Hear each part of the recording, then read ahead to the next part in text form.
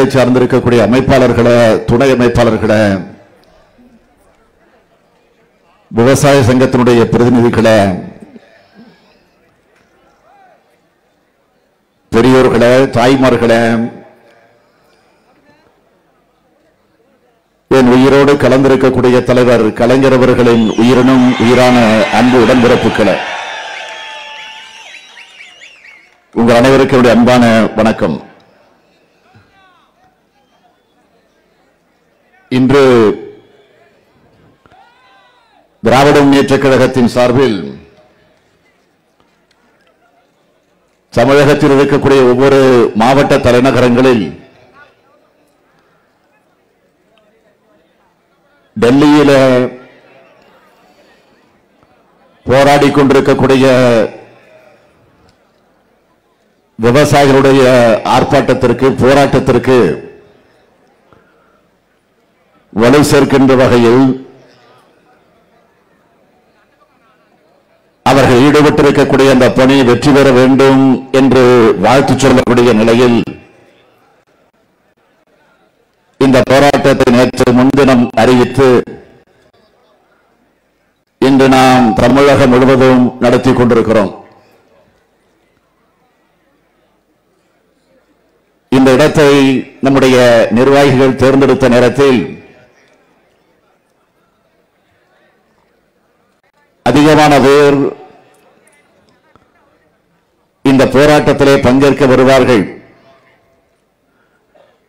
என்று ஒரு பெரிய மைதானத்தை தேர்ந்தெடுத்து இதை நடத்துகிற முயற்சியில் ஈடுபட்டிருக்கிறார்கள். ஆனால் ஆளுங்கட்சியாக இருக்கக்கூடிய அதிமுக தன்னுடைய அதிகாரத்திற்கு உட்பட்டிருக்கக்கூடிய காவல்துறையை பயன்படுத்தி இந்த போராட்டம் வெற்றி பெறக்கூடாது, கூட்டம் அதிகமான அளவிற்கு வந்துவிடக்கூடாது என்கிற ஓர வஞ்சனையோடு பல்வேறு முயற்சிகளில் அவர்கள் ஈடுபட்டிருக்கிறார்கள். அது முதலமைச்சருடைய சொந்த மாவட்டமாக இருக்கிற காரணத்தால் இந்த போராட்டத்தை எப்படியாவது தோற்கடித்துவிட வேண்டும் என்று திட்டமிட்டு அந்த முயற்சியில இறங்கியிருக்கிறார்கள். எனக்கு இந்த நேரம் வரையில் கிடைத்திருக்கக்கூடிய தகவலின் அடிப்படையில் குறிப்பிட்டு சொல்ல வேண்டும் என்று சொன்னால், பல்வேறு பகுதிகளிலிருந்து, பல்வேறு ஒன்றியங்களிலிருந்து, பல்வேறு நகர பகுதிகளிலிருந்து இந்த போராட்டத்திற்காக வருகை தந்து கொண்டிருந்த நம்முடைய கழக தோழர்களை, விவசாய பெருங்குடி மக்களை தடுத்து நிறுத்தி அவர்களை எல்லாம் கைது செய்து பல்வேறு திருமண மண்டபங்களில் அடைத்து வைத்திருப்பதாக செய்தி வந்திருக்கிறது. இதை முடித்துவிட்டு அப்படி அடைத்து வைக்கப்பட்டிருக்கக்கூடிய அத்தனை பேரையும் நான் பார்த்துவிட்டுத்தான் சென்னைக்கு போகிறேன். ஓரிடத்தில்தான் நாம் ஆர்ப்பாட்டம் நடத்துவதாக முடிவு செஞ்சோம். ஆனால் இன்றைக்கு இருக்கக்கூடிய ஆளுங்கட்சி சேலம் மாவட்டம் முழுவதும் நடத்துங்கள் என்று நம்மை ஆங்காங்கே கைது செய்து திருமண மண்டபங்களில் சிறைபிடித்து வைத்திருக்கக்கூடிய நிலை ஏற்பட்டிருக்கிறது. எடப்பாடி பகுதியில் 1000 பேரும், நங்கவலி பகுதியில் 1000ற்கு மேற்பட்டவர்களும், கொங்கனாபுரம் பகுதியில் 1000 பேரும், சங்ககிரியில் 1000 பேரும், தாரமங்கலத்தில் 1500 பேரும், குளத்தூர் பகுதியில் 1000ற்கு மேற்பட்டவர்களும், வாழப்பாடியில் 1000 பேரும், தம்பம்பட்டியில் 500 பேரும், ஆத்தூரில் 1500 பேரும், பெத்தநாயகம்பாளையத்தில் 1000 பேரும், அயோத்தியா பட்டணத்தில் 1500 பேரும், ஓமலூர் கடையாம்பட்டி பகுதியில் 5000 பேரும் சிறைபிடிக்கப்பட்டு மண்டபத்தில் அடைத்து வைக்கப்பட்டிருக்கிறார்கள். சுற்று வட்டாரத்தில் ஒரு 10 கிலோமீட்டருக்கு அப்பால் வாகனங்கள் எல்லாம் நிறுத்தப்பட்டிருக்கின்றன. ஏறக்குறைய 25,000 பேர் கைது செய்யப்பட்டு திருமண மண்டபங்களில் அடைத்து வைக்கப்பட்டிருக்கிறார்கள். சீப்பை ஒழித்து வைத்து விடுகிற காரணத்தால் திருமணம் நின்று விடாது. இது எடப்பாடியின் மாவட்டமாக இருக்கலாம், ஆனால் எங்கள் அண்ணன் வீரபாண்டியார் பிறந்தமம் மறந்து விடாதீர்கள்.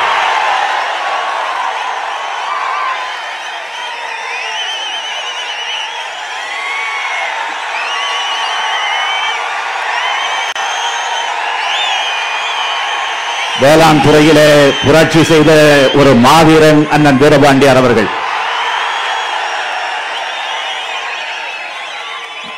கழகத்திற்காக, தலைவர் கலைஞருக்காக தன் உயிரையே அர்ப்பணிக்கக்கூடிய ஒரு ஆற்றலை பெற்றவர் அண்ணன் வீரபாண்டியார் அவர்கள்.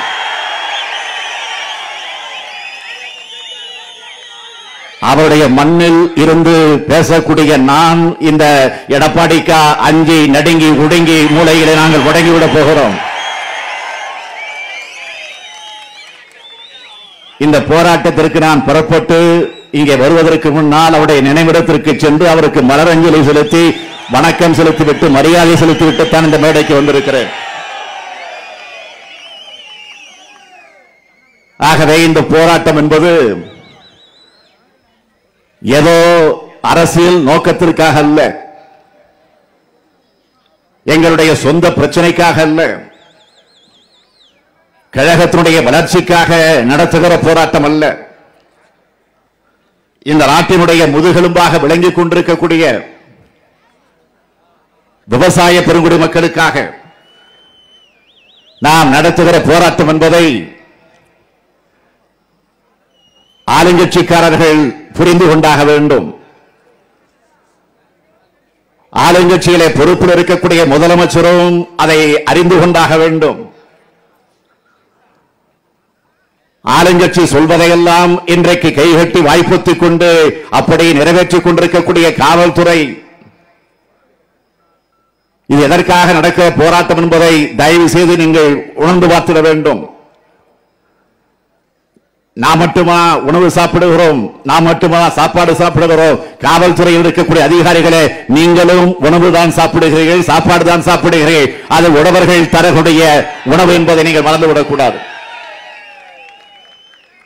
நான் காவல்துறையை விமர்சித்து பேசுவதாக யாரும் கருத வேண்டிய அவசியம் இல்லை. அவர்கள் எண்ண மாட்டார்கள்.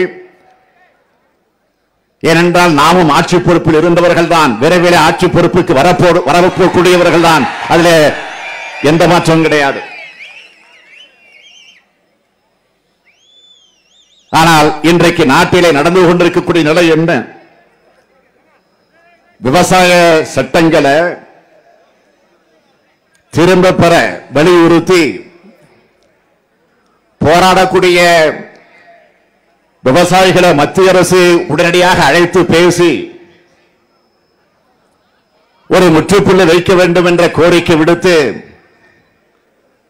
வீதிக்கு வந்து போராடி கொண்டிருக்கக்கூடிய உழவர்களை காப்போம், உழவை மீட்போம், மண்ணை காப்போம், தமிழகத்தில் இருக்கக்கூடிய மக்களை காப்போம் என்ற உறுதியோடு போராடி கொண்டிருக்கக்கூடிய விவசாய பெருங்குடி மக்களுக்காக அவர்களுக்கு ஆதரவு தெரிவித்து வாழ்த்தை எடுத்துச் சொல்லி இந்த போராட்டத்தை நாம் நடத்தி கொண்டிருக்கிறோம்.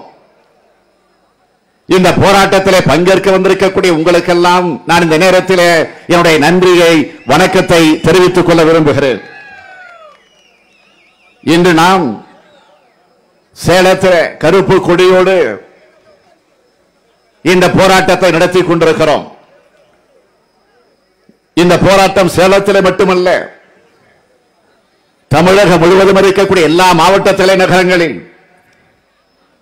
வேலூரிலே நம்முடைய பொதுச் செயலாளர் அண்ணன் துரைமுருகன் அவர்கள், பொருளாளர் TR பாலு அவர்கள் மயிலாடுதுறையில, நம்முடைய துணை பொதுச் செயலாளர் பொன்முடி அவர்கள் திருவண்ணாமலையில, ஐ பெரியசாமி அவர்கள் துணை பொதுச் செயலாளர் ஐ பெரியசாமி அவர்கள் திண்டுக்கல்லில்,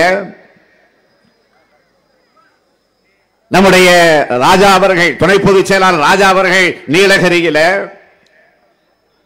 துணை பொதுச் செயலாளர் அந்தியூர் செல்வராஜ் அவர்கள் நாமக்கல் பகுதியில், திருமதி சுப்புலட்சுமி ஜெகதீசன் அவர்கள் ஈரோட்டில, அதே போல பல்வேறு பகுதிகளில் ஆங்காங்கு இருக்கக்கூடிய மாவட்ட கழக செயலாளர்கள், நம்முடைய சட்டமன்ற நாடாளுமன்ற உறுப்பினர்கள், கழகத்துடைய முன்னோடிகள் பங்கேற்கக்கூடிய வகையில் அந்த போராட்டம் ஆங்காங்கு திராவிட முன்னேற்ற கழகத்தின் சார்பில் நடந்து கொண்டிருக்கிறது.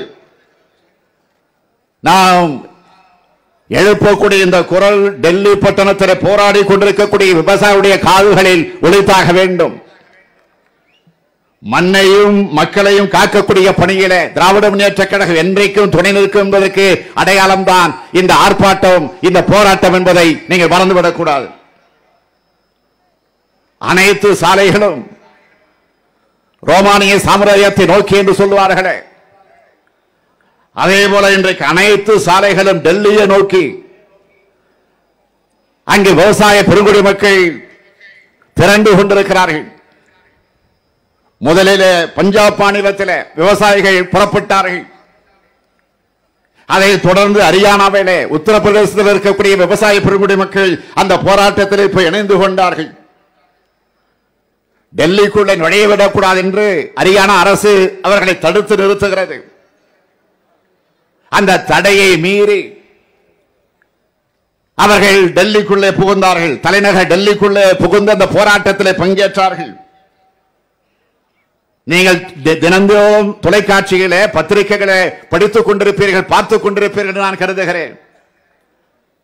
லட்சக்கணக்கானவர்கள் விவசாய பெருங்குடி மக்கள் வாகனங்கள் ஆயிரக்கணக்கில், டிராக்டர்கள் ஆயிரக்கணக்கில் அங்கே குவிந்து கொண்டிருக்கிறது என்று தினந்தோறும் தொலைக்காட்சிகளில் அந்த செய்திகள் வந்து கொண்டிருக்கிறது.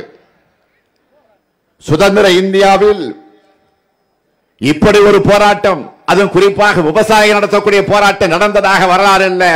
ஆனால் இப்பொழுதுதான் ஒரு வரலாற்றை பெறக்கூடிய அளவிற்கு டெல்லியிலே விவசாயிகள் அந்த போராட்டத்தை நடத்தி கொண்டிருக்கிறார்கள். அந்த போராட்டத்தை நடத்தி கொண்டிருக்கக்கூடிய இந்த விவசாய பெருங்குடி மக்களுக்கு இந்த மேடையிலே நின்று கொண்டு அந்த விவசாய பெருங்குடி மக்கள் அத்தனை பேருக்கு வணக்கத்தை சல்யூட் என்று அடிக்கக்கூடிய வகையில் அவருக்கு பாராட்டை நான் தெரிவித்துக் கொள்ள விரும்புகிறேன்.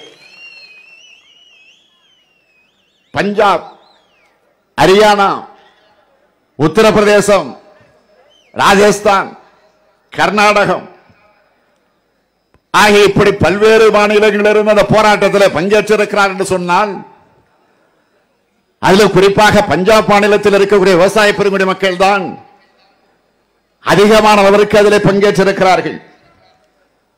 நம்முடைய தலைவர் கலைஞர் அவர்கள் முதலாக அண்ணா மறைவுக்கு பிறகு முதலமைச்சராக பொறுப்பேற்றதற்கு பின்னால் முதலமைச்சர் என்கிற முறையோடு முதலாக பஞ்சாப் மாநிலத்திற்கு செல்லுகிறார். அரசின் அழைப்பை ஏற்று சென்றார்.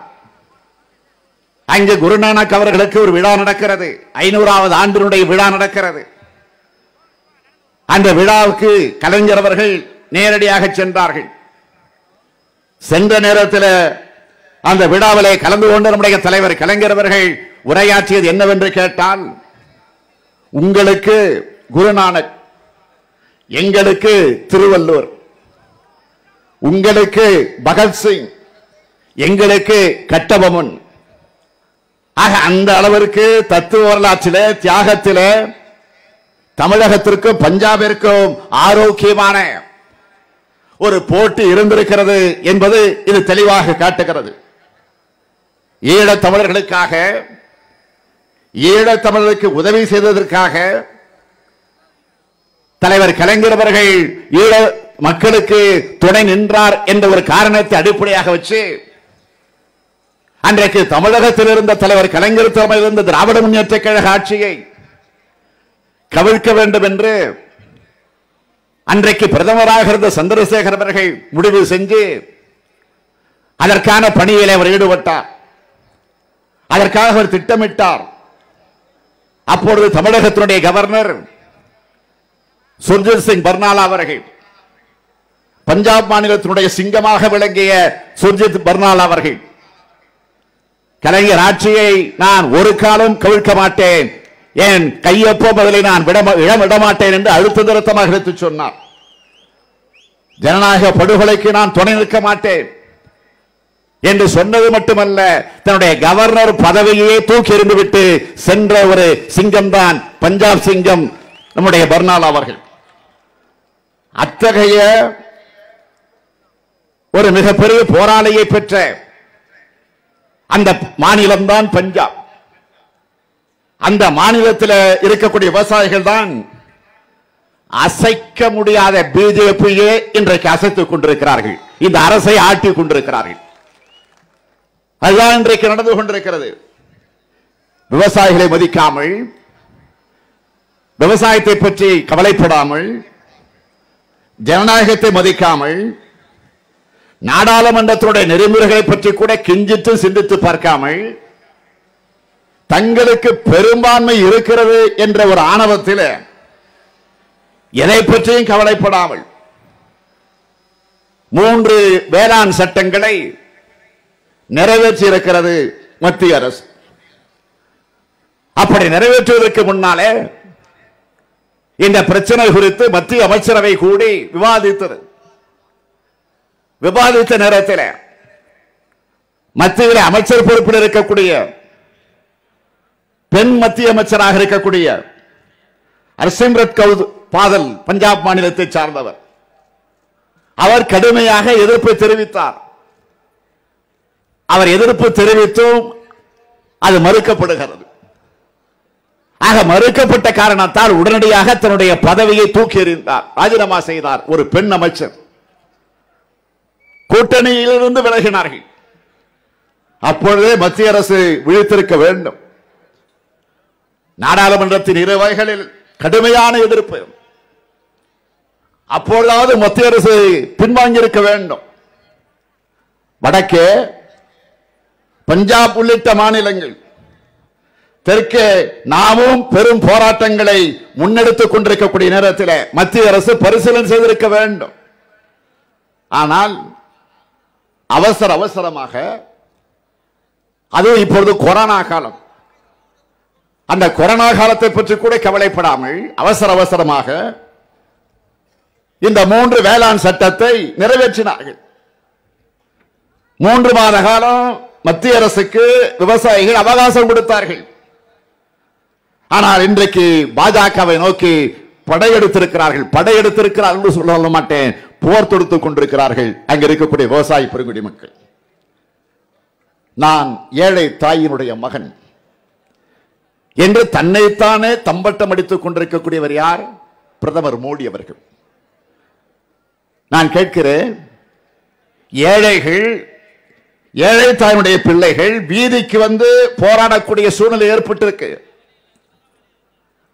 இது இந்த நாட்டினுடைய பிரதமருக்கு தெரியாதா? ஏழை தாயுடைய மகன் என்று சொல்லுகிறீர்களே, உங்களுக்கு ஏற்பட்டிருக்கக்கூடிய அவமானம் அல்லவா இது? விவசாயிகள் வீதிகளை படுத்திருக்கக்கூடிய அந்த நாள் வானொலியில பிரதமர் மோடி பேசுகிறார். என்ன பேசுகிறார்? வேளாண் சட்டத்தில் ஏராளமான நன்மைகள் இருக்கின்றன, ஆனால் அதில் என்ன நன்மைகள் இருக்கின்றன என்று சொல்லல. இருந்தால் தானே சொல்ல முடியும், அதனால் சொல்ல முடியல வராது. இன்று விவசாயிகள் வைக்கக்கூடிய கோரிக்கைகள் எதுவாக இருந்தாலும், நம்மை போன்ற இயக்கங்கள், கட்சிகள் எழுப்பக்கூடிய முழக்கங்கள் எதுவாக இருந்தாலும், அதுதான் விவசாயிகள் உற்பத்தி செய்யக்கூடிய பொருளுக்கு குறைந்தபட்ச ஆதார விலை வேண்டும் என்பதாகும். பாஜக அரசு கொண்டு வந்திருக்கக்கூடிய இந்த சட்டத்தில் எங்காவது, எந்த இடத்திலாவது அந்த வார்த்தை இடம்பெற்றிருக்கிறதா? இன்றைக்கு இந்தியாவையே திரும்பி பார்க்க வைக்கக்கூடிய ஒரு மிகப்பெரிய போராட்டத்தை விவசாயிகள் நடத்தி கொண்டிருக்கிறார்களே,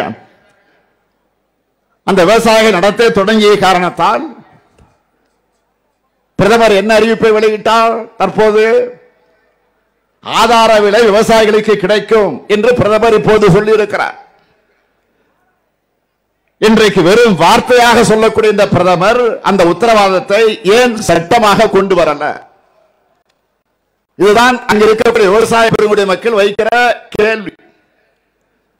இந்த கூட்டத்தின் வாயிலாக நான் எழுப்பக்கூடிய கேள்வி என்னவென்று கேட்டால், சட்டத்தில் இருந்தாலே அதை நிறைவேற்றுவதில் எவ்வளவு சங்கடம் இருக்கிறது என்பது எல்லோருக்கும் தெரியும். பிரதமரின் வாக்குறுதியை நம்பி யாராவது குறைந்தபட்ச ஆதார விலையை தருவார்களா? இதே பிரதமர் மோடி ஆட்சிக்கு வருவதற்கு முன்னால் என்ன சொன்னார்? விவசாயிகளுடைய வருமானத்தை 2 மடங்கு உயர்த்துவேன் என்று சொன்னார். உயர்த்தினாரா? விவசாயிகளுடைய வருமானம் தான் போயிடுச்சு, இருந்த வருமானம் போயிடுச்சு. அதுதான் உண்மை. நாங்கள் ஆட்சிக்கு வந்தால் விவசாயிகளுடைய தற்கொலைகளை தடுப்போம் என்று தேர்தல் நேரத்தில் எல்லா மாநிலத்திலும் போய் சொன்னார். கடந்த ஆண்டு மட்டும் 10,281 விவசாயிகள் தற்கொலை செய்து கொண்டு மாண்டிருக்கிறார்கள். ஆக வருஷத்துக்கு 10,000 பேர் விவசாயிகளுடைய தற்கொலை தொடர்ந்து நடந்து கொண்டிருக்கிறது. நாங்கள் ஆட்சிக்கு வந்தால் MS சுவாமிநாதனுடைய கமிட்டி அறிக்கையை அமல்படுத்துவோம் என்று இதே பிரதமர் மோடி அவர்கள் உறுதிமொழி தந்தார். அதனை அமல்படுத்த முடியாது என்று மத்திய அரசு உச்சநீதிமன்றத்தில் போய் மனு தாக்கல் செய்யுது. மோடியின் வாக்குறுதியை நம்பி விவசாயிகள் வாக்களித்தார்கள். அதற்கு மோடி அளித்திருக்கக்கூடிய பரிசு இந்த விவசாய விரோத 3 வேளாண் சட்டங்கள் தான். அதனால்தான் விவசாயிகளை காப்பாற்று, விவசாயிகளை காப்பாற்று, விவசாயம் காப்பாற்று, விவசாயம் காப்பாற்று என்று விவசாயிகள் சேர்ந்து நாமும் முழக்கமிடுகிறோம். இதுதான் உண்மை. வாழும் தெய்வங்களாக விவசாயிகள் இன்றைக்கு வேதனைப்படலாமா? மக்களை காக்கக்கூடிய விவசாயிகளை மரணக்குழிகளை தள்ளலாமா என்ற கேள்வியை நாம் எழுப்பிக் கொண்டிருக்கிறோம். இது என்ன கொடுமை என்று கேட்டால், ஏழை விவசாயிகளை பாதிக்கக்கூடிய 3 வேளாண் சட்டங்களை ஏழை தாயினுடைய மகன் நிறைவேற்றினார். ஒரு ஏழை தாயின் மகன் தான் இதை கொண்டு வந்தார். ஆனால் விவசாயிகளை பாதிக்கக்கூடிய இந்த 3 சட்டங்களை ஒரு விவசாயி ஆதரிக்கிறார். யார் அந்த விவசாயின்னு உங்களுக்கு தெரியும்.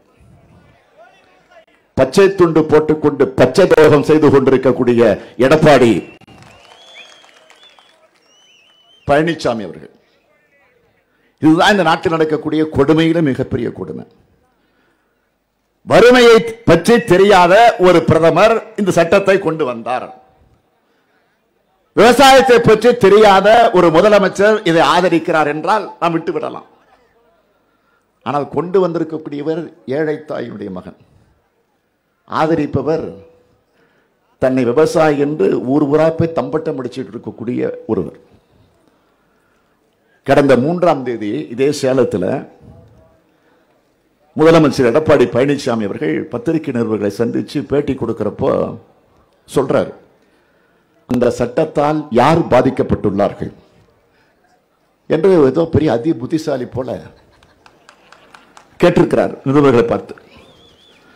சட்டம் பயன்பாட்டிற்கு வந்ததற்கு பிறகு மிக மோசமான விளைவுகளை ஏற்படுத்தும் என்று காஷ்மீர் முதல் கன்னியாகுமரி வரை இருக்கக்கூடிய விவசாயிகள் சொல்லிட்டு இருக்கிறாங்க.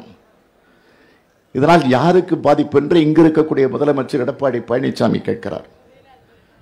இது கத்தி, இது கத்தி, நல்லா கவனிங்க, இது கத்தி. இது குத்தினால் தான் ரத்தம் வரும் என்றுதான் சொல்ல முடியும். இது துப்பாக்கி, இது சுட்டால் தான் மரணம் ஏற்படும் என்று சொல்ல முடியும். குத்துவதற்கு முன்னால் ரத்தம் வரலையே, சுடுவதற்கு முன்னால் அவன் செத்து போலியே என்று விவரம் இல்லாமல் கேட்பது போல எடப்பாடி பழனிசாமி உளறிக் கொண்டிருக்கிறார். இந்த 3 சட்டங்களை விவசாயிகள் ஏன் எதிர்க்கிறார்கள் என்று சொன்னால், உற்பத்தி செய்யக்கூடிய பொருள்களுக்கு, அதாவது விவசாயிகள் உற்பத்தி செய்யக்கூடிய பொருள்களுக்கு குறைந்தபட்ச ஆதார விலை என்று எதையும் இந்த சட்டத்தில் சொல்லல. விவசாயி என்ன விளைவிக்கலாம், யாருக்கு விற்கலாம், என்ன விலைக்கு விற்கலாம், அதை தீர்மானிக்கக்கூடிய உரிமையும் சுதந்திரத்தையும் கார்ப்பரேட் நிறுவனங்களுக்கு வழங்குகிறது இந்த சட்டம். தான் உண்மை. தரகர்களை ஒழிக்கிறோம் என்று சொல்லிவிட்டு பெரிய வியாபாரிகள், பெரிய கிடங்குகள் வைத்திருக்கக்கூடிய நிறுவனங்கள் பன்னாட்டு ஏற்றுமதியாளர்களுக்கு விவசாயிகளை அடிமைகளாக்குறது இந்த சட்டங்கள். இந்திய உணவுக் கழக ஒழுங்குமுறை விற்பனை கூடங்கள், நேரடி கொள்முதல் நிலையங்கள் ஆகியவை இனி இருக்குமா என்பது ஒரு கேள்விக்குறியாக அமைந்திருக்கிறது. உணவு பாதுகாப்பும் நியாய விலைக் கடைகள் மூலமாக அத்தியாவசிய உணவுப் பொருள் விநியோகமும் கேள்விக்குறியாகும். உழவர் சந்தைகளை இனி அனுமதிக்கப்பட மாட்டார்கள். சிறு குறு நடுத்தர விவசாயிகள் தான் இந்தியாவிலே 95% பேர் இருக்கிறாங்க. சிறு குறு விவசாயிகள், நடுத்தர விவசாயிகள் தான் ஏறக்குறைய 95%, 95% அவங்க தான் இருக்கிறாங்க. இவங்க இடத்துல குளிர்பதன கிடங்கு இருக்கா? கிடையாது. எனவே குளிர்பதன கிடங்கு வைத்திருக்கக்கூடியவர்கள் யார்? அவங்க இடத்துல விவசாயம் போயிடும். ஏற்கனவே கரும்பாலைகளுக்கு கரும்பை கொடுத்து விட்டு ஆண்டு கணக்கில் பணம் வாங்க முடியாமல் தவிச்சுக்கிட்டு இருக்கிறாங்க. பல்லாயிரக்கணக்கான கரும்பு விவசாயிகளை போல அனைத்து தரப்பு விவசாயிகளையும் தவிப்புக்கு ஆளாக்க துடிச்சுக்கிட்டு இருக்கிறாங்க. அதுக்காக திட்டம் போட்டிருக்கிறாங்க. அதனால்தான் விவசாயிகளும் நாமும் இந்த சட்டத்தை எதிர்த்துக் கொண்டிருக்கிறோம். கொரோனா காலத்தில் இந்த அவசர சட்டம் எதற்காக நிறைவேற்ற வேண்டும்? வேளாண்மை பற்றி மாநில அரசுகள் முடிவெடுக்கலாம் என்றுதான் சட்டத்தில் இருக்கு. அந்த உரிமை மாநில அரசுக்குத்தான் உண்டு. அதையே மீறி மத்திய அரசு எதற்காக இதில் தலையிட வேண்டும்? இந்த சட்டத்தில் விவசாயிகளுக்கு இழப்பீடு உண்டா? கடன் தள்ளுபடி உண்டா? உணவு தானிய மானியம் உண்டா? உரமானியம் உண்டா? இடுபொருள் இருப்பு மற்றும் விநியோகம் உண்டா? பொருட்களை பதப்படுத்தி வச்சு அதற்கு வேண்டிய நிதி உதவி உண்டா? விவசாய தொழிலாளருக்கு வேலை உத்தரவாதமோ குறைந்தபட்ச கூலியோ உண்டா? எதுவும் கிடையாது. அதனால்தான் இந்த சட்டங்களை விவசாயிகளும் எதிர்க்கிறார்கள், நாமும் எதிர்த்துக் கொண்டிருக்கிறோம். இவை எதற்கும் பதில் சொல்லாத தமிழ்நாட்டினுடைய முதலமைச்சர் எடப்பாடி பழனிசாமி அவர்கள் விவசாயிகள் போராட்டத்தை கொச்சைப்படுத்தக்கூடிய வகையிலே அவர் பேசியிருக்கிறார். 2 நாளா பத்திரிகை நானும் படிச்சுக்கிட்டு இருக்கிறேன். கொச்சைப்படுத்தி பேசிக்கிட்டு இருக்கிறார். என்னன்னா, பஞ்சாப் மாநிலத்தில் இருக்கக்கூடிய ஏஜென்ட்டுகளும் வியாபாரிகளும் சேர்ந்து பஞ்சாப் விவசாயிகளை தூண்டி விடுவதாக யாரு? இந்த சேலத்து விஞ்ஞானி எடப்பாடி பழனிசாமி கண்டுபிடிச்சிருக்கிறார். இந்த கண்டுபிடிப்பை பஞ்சாபில டெல்லியில போய் சொல்வதற்கு பழனிசாமி தயாரா? உனக்கு துணிச்சல் இருந்தா, தைரியம் இருந்தா டெல்லிக்கு போய் அங்க போராடிட்டு இருக்கக்கூடிய விவசாயிகளிடத்துல சொல்லக்கூடிய அந்த தெம்பு இங்க இருக்கக்கூடிய முதலமைச்சர் எடப்பாடி பழனிசாமிக்கு இருக்கா? நான் கேட்கிறேன். இந்தியா முழுவதும் கொண்டு போய் விற்றுக்கொள்ளலாம் என்பது ஏதோ பெரிய கண்டுபிடிப்பை போல பழனிசாமி சொல்லி இருக்கிறாரு. எடப்பாடிகளே தக்காளி பயிரிடும் விவசாயி அதிக விலைக்காக பஞ்சாப் போய் விற்பாரா? நான் கேட்கிறேன். அல்லது அவரை பஞ்சாப் மார்க்கெட்டுக்கு போக சொல்கிறாரா? வாய்க்கு வந்தபடியெல்லாம் முதலமைச்சர் பேசுவதா? நிருபர்கள் வாதம் செய்ய மாட்டாங்க என்பதற்காக ஊர் ஊரா போய் உளறிட்டு இருக்கிறார். வாய்க்கு வந்தபடியெல்லாம் நிருபரிடத்தில் பேசிட்டு இருக்கிறார். அபாண்டமான பொய் குற்றச்சாட்டு. நம்முடைய கழகத்தின் மீது, தலைவர் கலைஞர் அவர்கள் மீது, என் மீது அவர் செய்து கொண்டிருக்கக்கூடிய ஊழல்கள் எல்லாம் இப்ப அம்பலப்படுத்திக்கிட்டு இருக்கிறோம். அதை தாங்கிக் கொள்ள முடியாதவர் நேரடியா மக்கள் சந்திச்சு ஓட்டு போட்டு முதலமைச்சரா வந்திருந்தா நான் வரவேற்றிருப்பேன். அவர் எப்படி முதலமைச்சரானாங்கிறது கதையெல்லாம் உங்களுக்கு தெரியும். மண்டி போட்டு ஊர்ந்து போய் தவழ்ந்து போய் அவரு பேட்டி கொடுக்கிறாரு. அவர் ஊழலை மறுபடியும் மறைக்கிறதுக்காக 2G ராஜாவா, சர்க்காரியா கமிஷனா, எம்ஜிஆரையே பார்த்து போட்ட வழக்கு அது. கடைசியில் என்ன பண்ணார்? நான் சொல்லல, சேலாங்கண்ணன் சொன்னார். என்னாச்சு வழக்கு?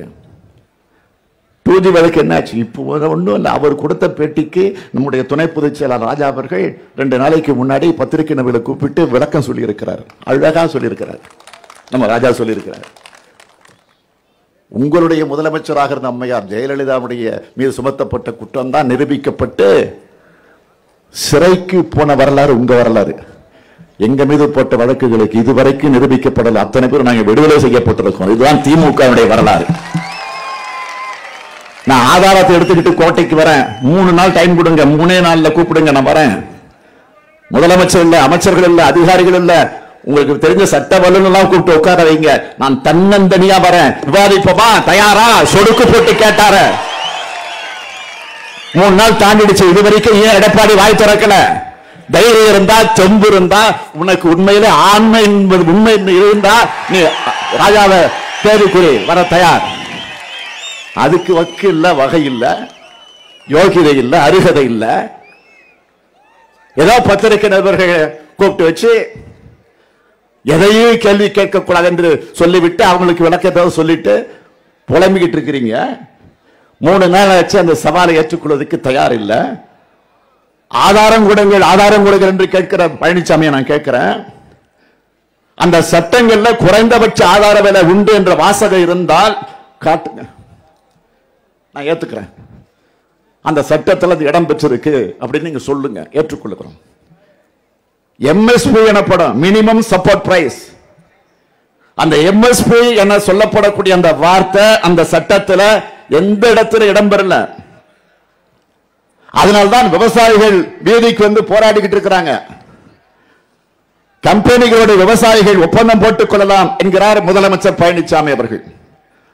அந்த ஒப்பந்தம் மீறப்பட்டா நீதிமன்றம் போக முடியாது என்பது அவருக்கு தெரியுமா? தெரியாதா? அவருக்கு தெரியாது. தெரிந்து கொள்ளவும் முயற்சிக்க மாட்டார். ஏனென்றால் அவர் விவசாயி அல்ல, அவர் ஒரு வேடதாரி. அவர் விவசாயி அல்ல, ஒரு வேடதாரி.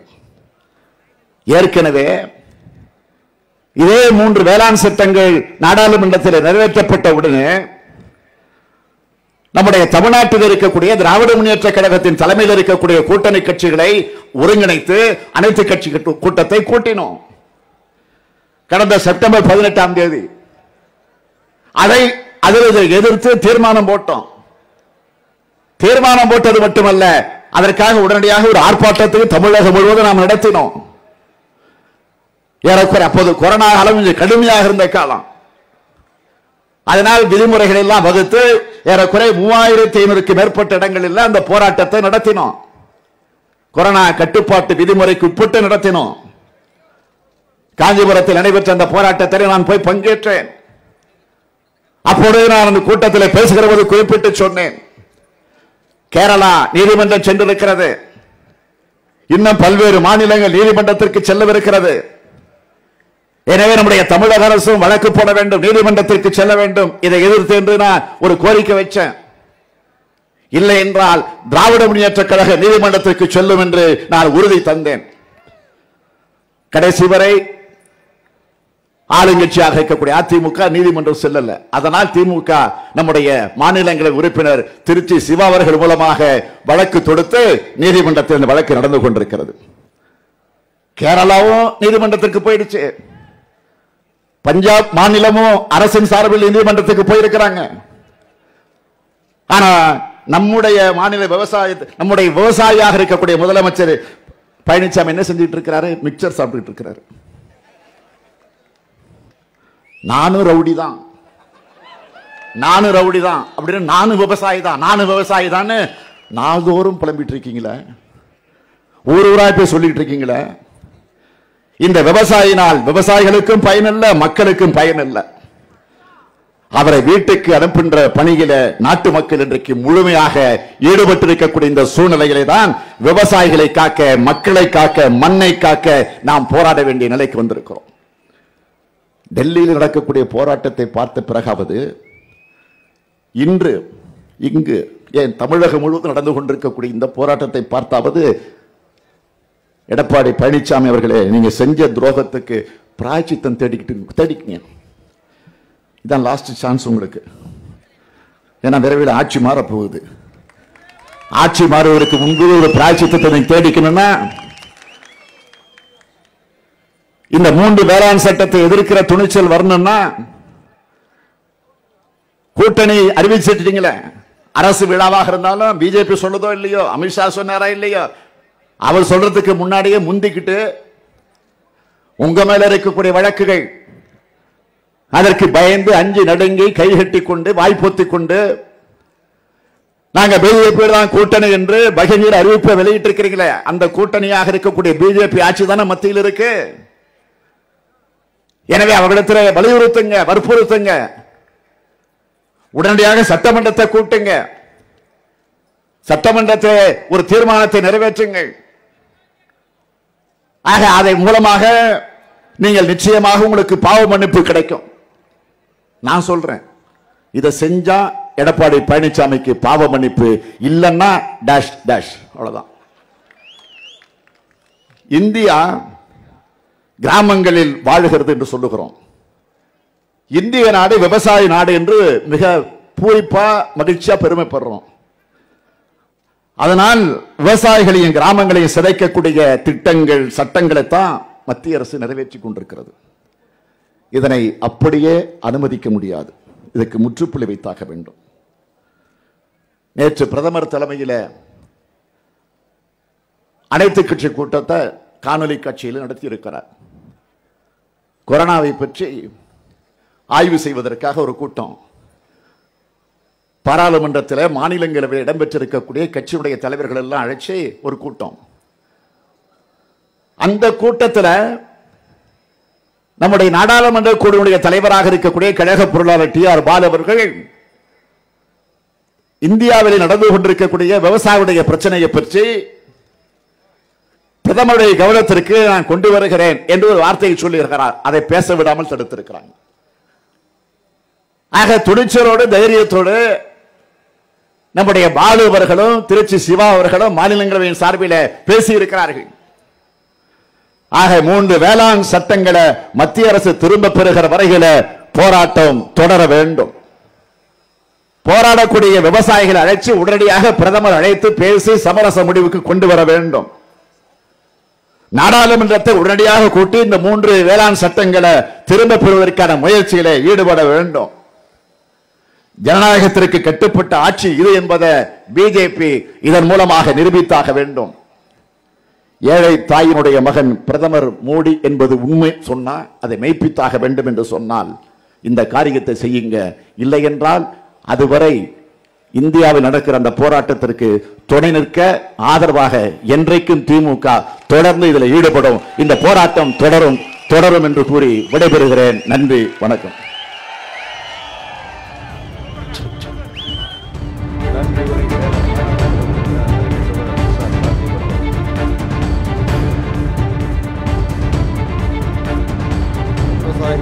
பாதுகாவலர் நம்முடைய வருங்கால முதல்வர் அண்ணன் தளபதி அவர்களுக்கு நெஞ்சார்ந்த நன்றியை தெரிவித்து அண்ணன் தளபதியுடைய இதயத்திலே தங்க சிம்மாசனம் போட்டு அமர்ந்திருக்கின்ற சேலம் மாவட்டத்திலே வாழ்கின்ற அனைத்து கலைஞர்களுக்கும் தொண்டர்களுக்கும் நெஞ்சார்ந்த நன்றியை தெரிவித்துக் கொள்கிறேன். அதேபோல பத்திரிகை நண்பர்களுக்கும் நேரத்தில் நன்றியை தெரிவித்துக் கொண்டு ஒளி அமைப்பித்துக் கொண்ட சவுண்ட் சிஸ்டம் அவர்களுக்கும் நெஞ்சார்ந்த நன்றி நன்றி நன்றி.